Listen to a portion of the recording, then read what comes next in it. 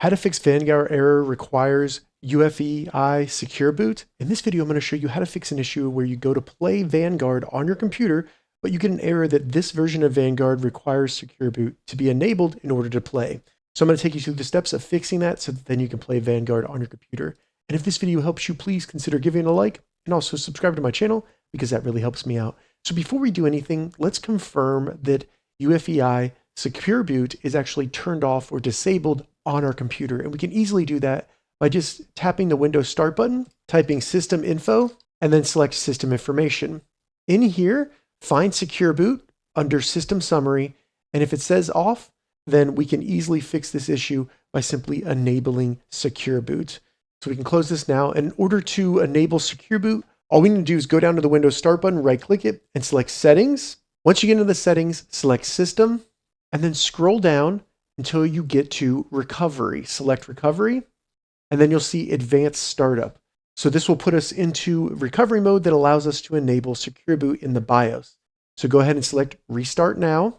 It'll reboot your computer, and when it reboots, you'll be in a blue screen, and I'll walk you through the steps there. So once you see this blue screen right here, we need to go down and select Troubleshoot. You can use the mouse on your computer to do this, so select Troubleshoot. And then once in here, under Troubleshoot, select Advanced Options.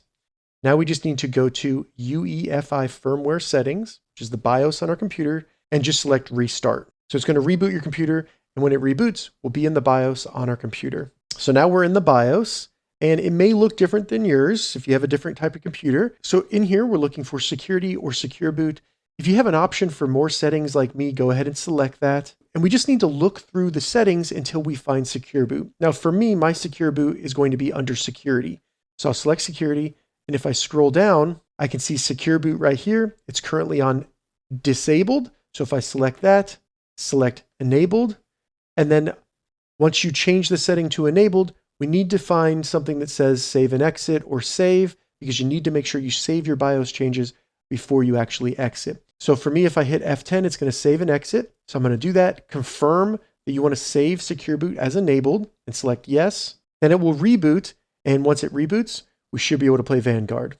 So now that we're back into our computer, go ahead and open up Vanguard, see if it works. If it doesn't work, what I recommend doing is going back to System Information and just making sure that Secure Boot state is now on. If it's still off or disabled, that means that the system changes you made did not save. So just go through the process again, make sure it's saved. But after that, you should be able to play Vanguard, no issue, because we've enabled Secure Boot on our computer.